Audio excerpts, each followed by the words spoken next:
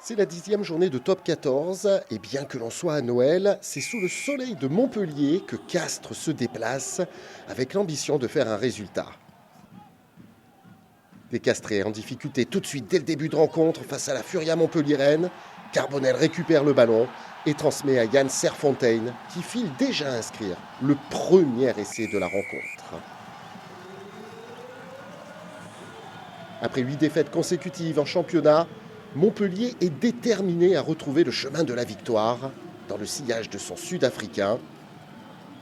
Montpellier mène 5-0 après 3 petites minutes grâce au talent de Louis Carbonel et la vitesse de finition de Yann Serfontein. Avec la transformation, ça fait 7-0. Castres existe et se nourrit des fautes montpelliéraines pour inscrire ses premiers points après 8 minutes. C'est Pierre Poplin qui passe cette pénalité.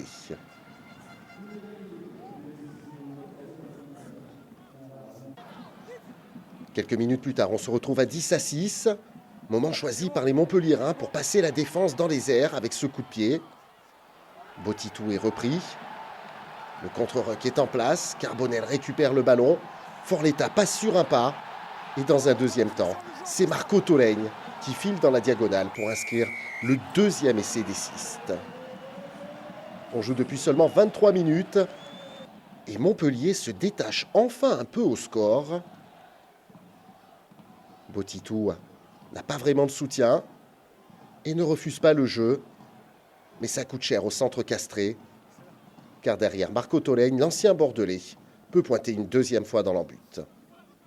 17-6 pour Montpellier à la demi-heure de jeu, et Castres qui réagit enfin. Toujours aussi difficile à manœuvrer, l'équipe castraise trouve des solutions. La chistera de Léoné Nakarawa est absolument parfaite, et c'est Pierre Poplin qui trompe toute la défense pour aller inscrire le premier essai des siens. On revoit cette superbe chistera qui change tout le jeu castré. Et Pierre Poplin, qui n'a plus qu'à filer dans l'embut pour réduire le score à 17-13. 4 minutes avant la pause, Montpellier met en place un groupé pénétrant. Les Héroltais progressent.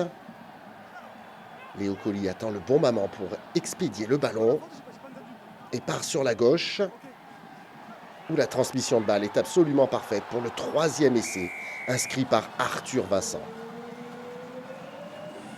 L'international français redonne une marge à son équipe.